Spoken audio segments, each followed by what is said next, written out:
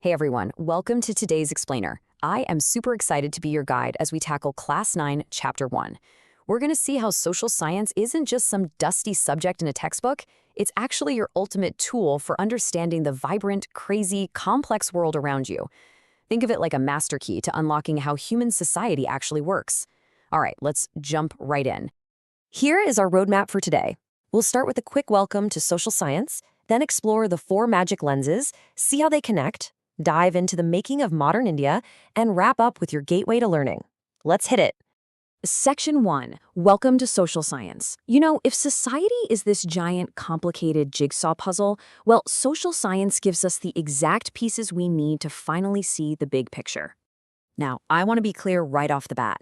Our goal here is definitely not just memorizing random facts or cramming for your next test. No way. It's about exploring human diversity, wrapping our heads around constitutional ideals like justice and liberty, and really understanding democratic governance, right here at home from a uniquely Indian perspective. It's about you, your community, and your country. Moving on to Section 2, the 4 magic lenses. To make sense of this wild world, we're going to put on 4 different pairs of glasses. Each one gives us a completely unique view of the exact same picture. Let's go ahead and shatter a huge myth right now with this awesome quote from our text. How many times have you sat there thinking, history's just boring dates and dead kings? Well, scratch that. History is actually the study of how society transformed and exactly why our present day looks the way it does. It's literally the story of us. So, using history as our first lens, let's go ahead and call it the time machine lens. We can actually travel back to explore incredible ancient achievements, like the pyramids. We can track massive cultural shifts and study the powerful movements for freedom that shaped human lives over centuries. It basically tells us how on earth we arrived at today. Next up, we have the drone lens, geography. Geographers use some really cool tools like satellite images and remote sensing to study rivers, forests, and sprawling cities from way up high.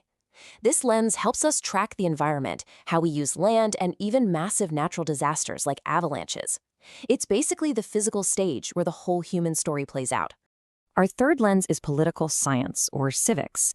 I like to think of this one as the rulebook lens. Here, we're looking at organized structures, governments, laws, courts, and the democratic elections that actually give us a voice.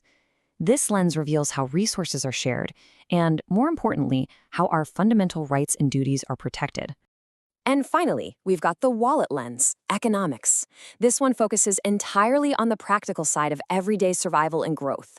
We're talking budgets, trade, production, and how resources get distributed when there's just not enough to go around. It explains why things cost what they do and how that impacts what our families can actually afford every single day. All right, Section 3, connecting the dots together. Having 4 distinct lenses is awesome, but the real magic of social science? That happens when we wear them all at the exact same time. Picture this, a major city floods. If we only use one lens, we totally miss the real story. Geography explains the intense rainfall and the failing drainage. But then, history steps in to tell us why people originally settled in that vulnerable, low-lying spot decades ago. And economics? That calculates the devastating damage to people's livelihoods and the massive financial costs of rebuilding. See, you need all 3 to really grasp the flood. Which brings us to a super important concept, single perspective versus combined thinking. A single perspective, it only sees one tiny fragment of a problem, but real-life issues like natural disasters, poverty, or inequality, they cannot be understood through just one subject. They absolutely demand combined thinking. You have to overlap these disciplines to actually solve complex real-world problems. Section 4, the making of modern India. Let's take this combined thinking and apply it right here to our own nation. Notice how we can actually trace a direct step-by-step path here. Step 1, colonial rule massively disrupted our land revenue systems, our education, and created deep patterns of inequality. Step 2, that immense pressure sparked the freedom struggle, which wasn't just a fight, it was a forge that shaped our core ideas of rights, justice, and citizenship. And Step 3, those very ideas built the foundation for the democratic governance and commitments to equality that we rely on today. So here's the absolute crucial point.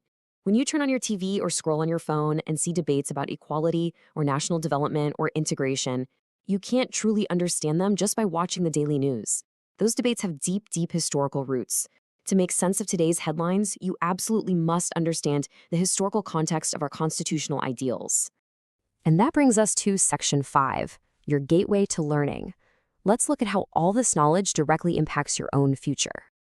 Just like a massive modern highway connects different cities and people, mastering your four lenses, geography, history, civics, and economics, will connect you to a profound understanding of human society. It helps you see the roads that were paved before you even got here, and more importantly, the ones you are going to help build tomorrow. So I want to leave you with this big take-home thought for the rest of our year together. Ask yourself, how do the historical choices of the past actively shape the rights, the resources, and the institutions you rely on today? How do you fit into this massive, ongoing story of human civilization? And most importantly, how are you going to use your four magic lenses to navigate it? Keep that in the back of your mind as we continue this journey. Thanks for hanging out with me in class today, and I'll see you in the next explainer.